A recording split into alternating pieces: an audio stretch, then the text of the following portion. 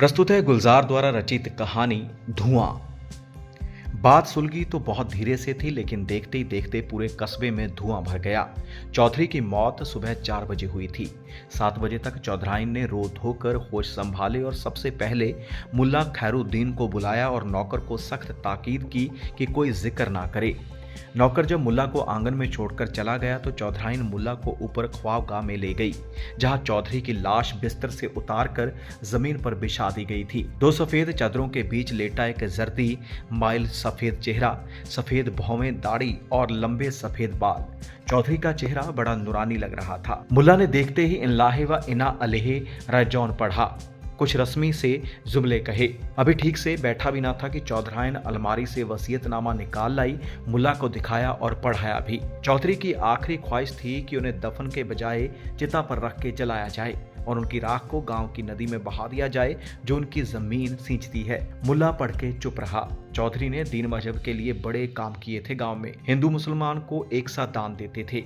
गांव में कच्ची मस्जिद पक्की करवा दी थी और तो और हिंदुओं के शमशान की इमारत भी पक्की करवाई थी। अब कई वर्षों से बीमार पड़े थे, लेकिन इस बीमारी के दौरान भी हर रमजान में गरीब गुरबा की अफगरी का इंतजाम मस्जिद में उन्हीं की तरफ से हुआ करता था। इलाके के मुसलमान बड़े भक्त थे, उनके बड़ा अकीदा था उन पर। और अब वसीयत पढ़ के बड़ी हैरत हुई मुल्ला को कहीं झमेला ना खड़ा हो जाए। आजकल वैसे भी मुल्क की फिजा खराब हो रही थी। हिंदू कुछ ज्यादा ही हिंदू हो गए थे, मुसलमान कुछ ज्यादा मुसलमान। चौधराइन ने कहा, मैं कोई पाठ पूजा नहीं करवाना चाहती, बस इतना चाहती हूँ कि शमशान में उन्हें जलाने का इंतजाम कर दीजिए। मैं पंडित रामचंद्र को भी बता सकती थी, लेकिन इसलिए नहीं बुलाया कि बात कहीं बिगड़ ना जाए। बात बताने से ही बिगड़ गई जब मुल्ला खैरुद्दीन ने मसलेहतन पंडित रामचंद्र को बुलाकर समझाया कि तुम चौधरी को अपने शमशान में जलाने की इजाजत ना देना, वरना हो सकता है इलाके के मुसलमान बावेला खड़ा कर दें। आखिर चौधरी आम आदमी तो था नहीं, बहुत से लोग बहुत तरह से उनसे जुड़े हुए हैं। पंडित रामचंद्र ने भी यकीन दिलाया कि वह किसी भी तरह की शरअंगेजी अपने इलाके में नहीं चाहते। इससे पहले बात फैले, वह भी अपनी तरफ से मखसूस लोगों को समझा देंगे। बात जो सुलग गई थी धीरे धीरे आग पकड़ने लगी। सवाल चौधरी और चौधराइन का नहीं है, सवाल अकीदों का है। सारी कौम, सारी कम्युनिटी और मजहब का है। चौधराइन की हिम्मत कैसे हुई कि वह अपने शौहर को दफन करने की बजाय जलाने पर तैयार हो गई। वह क्या इस्लाम के आयन नहीं जानती? कुछ लोगों ने चौधराइन से मिलने की भी जिद की। चौधराइन ने बड़े धीरे से कहा, भाइयों, ऐसी उनकी आखिरी ख्वाहिश थी। मिट्टी ही तो है, अब जला दो या दफन कर दो। जलाने से उनकी रूह को तस्कीन मिले तो आपको एतराज हो सकता है। एक साहब बहुत ज्यादा तैश में आ गए, बोले, उन्हें जलाकर क्या आपको तस्कीन होगी? जी हाँ। चौधराइन का जवाब बहुत मुख्तसर था, उनकी आखिरी ख्वाहिश पूरी करने से ही मुझे तस्कीन होगी। दिन चढ़ते चढ़ते चौधराइन की बेचैनी बढ़ने लगी। जिस बात को वह सुलह सफाई से निपटाना चाहती थी, वह तूल पकड़ने लगी। चौधरी साहब की इस ख्वाहिश के पीछे कोई पेचीदा प्लाट, कहानी या राज की बात नहीं थी, ना ही कोई ऐसा फलसफा था जो किसी दीन, मजहब या अकीदे से जुड़ता हो। एक सीधी सादी इंसानी ख्वाहिश थी कि मरने के बाद मेरा कोई नाम व निशान ना रहे। जब हूं तो हूं, जब नहीं हूं तो कहीं नहीं हूं। बरसों पहले यह बात बीवी से हुई थी, पर जीते जी कहां कोई ऐसी तफसील में झांक कर देखता है। और यह बात, उस ख्वाहिश को पूरा करना चौधराइन की मोहब्बत और भरोसे का सबूत था। यह क्या कि आदमी आंख से ओझल हुआ और आप तमाम औहदों पे बान भूल गए। चौधराइन ने एक बार बीरू को भेजकर रामचंद्र पंडित को बुलाने की कोशिश भी की थी, लेकिन पंडित मिला ही नहीं। उसके चौकीदार ने कहा, देखो भाई, हम जलाने से पहले मंत्र पढ़ के चौधरी को तिलक जरूर लगाएंगे। अरे भाई, जो मर चुका उसका धर्म अब कैसे बदलेगा? तुम ज्यादा बहस तो करो नहीं।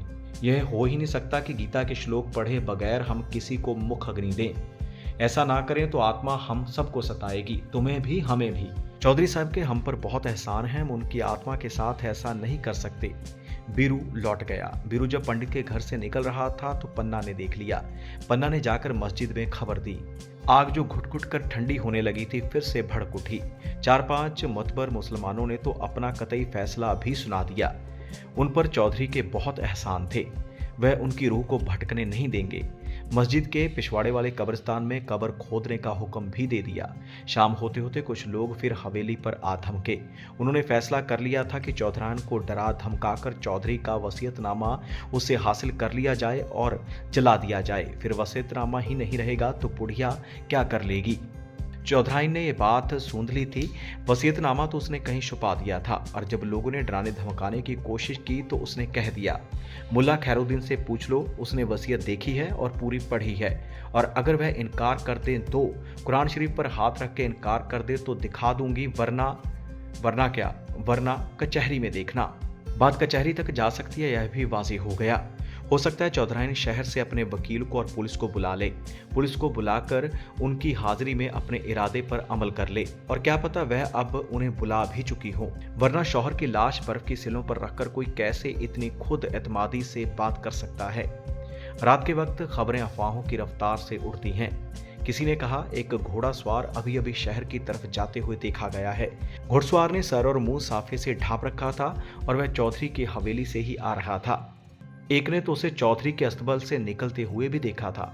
खादू का कहना था कि उसने हवेली के पीछे अहाते में सिर्फ लकड़ियां काटने की आवाज ही नहीं सुनी बल्कि पेड़ गिरते हुए भी देखा है। चौधराइन यकीनन पिछले अहाते में चिता लगवाने का इंतजाम कर रही है।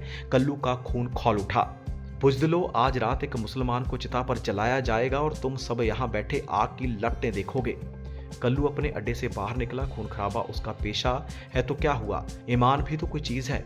ईमान से अजीज तो माँ भी नहीं होती यारो। 4-5 साथियों को लेकर कल्लू पिछली दीवार से हवेली पर चढ़ गया। बुढ़िया अकेली बैठी थी लाश के पास। चौंकने से पहले ही कल्लू की कुल्हाड़ी सर से गुजर गई। चौधरी की लाश को उठवाया और मस्जिद के पिछवाड़े ले गए जहां उसकी कब्र तैयार थी। जाते जाते रमजे ने पूछा, सुबह चौधराइन की लाश मिलेगी तो क्या होगा? बुढ़िया मर गई क्या? सर तो फट गया था, सुबह तक क्या बचेगी? कल्लू रुका और देखा चौधराइन की ख्वाबगाह की तरफ। पन्ना कल्लू के जिगरे की बात समझ गया। तो चल उस्ताद, तेरा जिगरा क्या सोच रहा है मैं जानता हूँ, सब इंतजाम हो जाएगा। कल्लू निकल गया कब्रिस्तान की तरफ। रात जब चौधरी की ख्वाबगाह से आसमान छूती लपटें निकल रही थी तो सारा कस्बा धुएं से भरा हुआ था।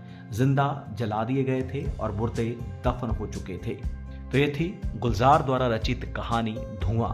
उम्मीद है आपको ये कहानी पसंद आई होगी। ऐसी ही और कहानियां सुनने के लिए जुड़े रहें वाइब्रेंट ट्रेंड्स के साथ।